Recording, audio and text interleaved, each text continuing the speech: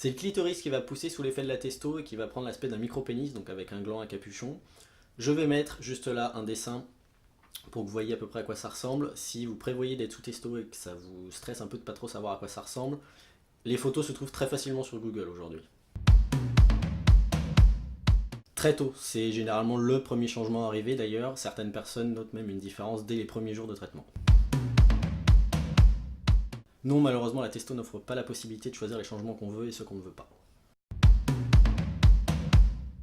Alors, ça va varier selon les personnes. En général, il va falloir compter à peu près 2 ans pour que le diclit atteigne sa taille finale, sauf quelques exceptions, mais j'y reviendrai plus tard dans la vidéo.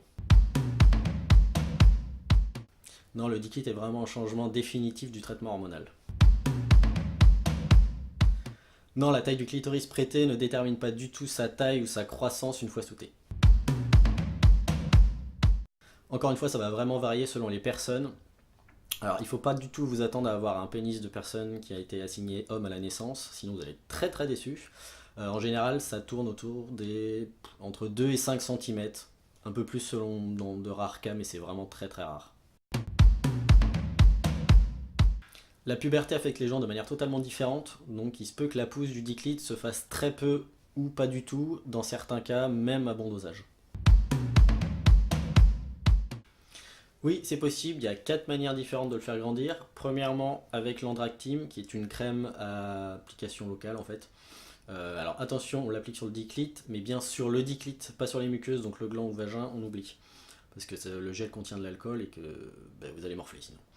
Deuxième manière, vous pouvez utiliser des pompes. C'est généralement utilisé avant des méta pour maximiser ses chances de grandeur en fait avant une opération. Alors, troisième cas de figure, le diclit peut repousser une fois l'hystérectomie faite. Alors ça varie encore une fois selon les personnes, c'est pas toujours le cas. Et quatrième manière de faire regrandir son diclit, c'est de manière chirurgicale avec une méthodioplastie par exemple, qui consiste à dégager le diclit pour le faire apparaître plus grand. Non, comme chez les personnes cis, ça va vraiment varier d'une personne à l'autre. Les diclits peuvent avoir tout un tas de tailles, de grosseurs différentes. Certains vont avoir un capuchon qui vont recouvrir le gland, d'autres qui vont avoir un aspect plus dégagé comme un pénis circoncis par exemple.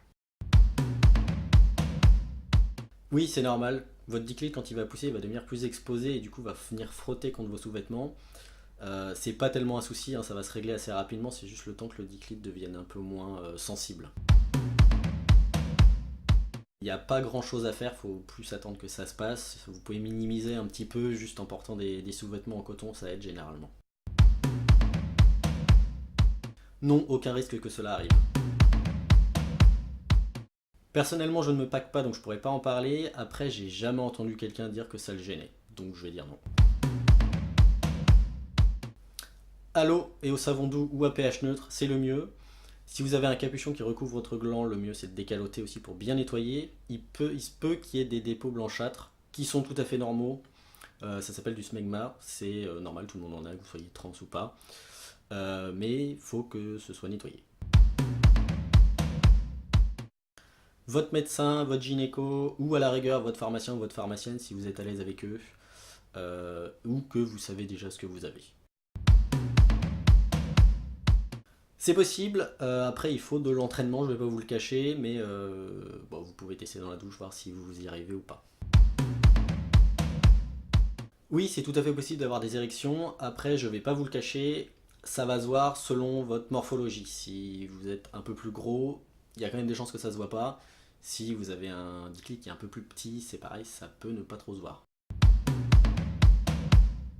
Généralement non, certains y arrivent mais c'est vraiment dans de très rares cas et c'est généralement quand ils ont un diclit très grand et c'est aussi dans certaines positions, donc en généralement non.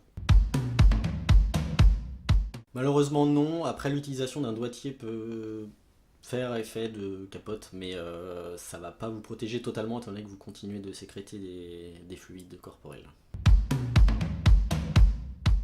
Oui, ça existe. Je pense notamment au Buck Off des Buck Angel, qui est probablement le sextoy le plus connu pour les mecs trans. Il en existe 2-3 autres aussi. Ça va dépendre de votre sexualité pré-testo, mais oui, généralement, il y a des chances que ça change votre sexualité.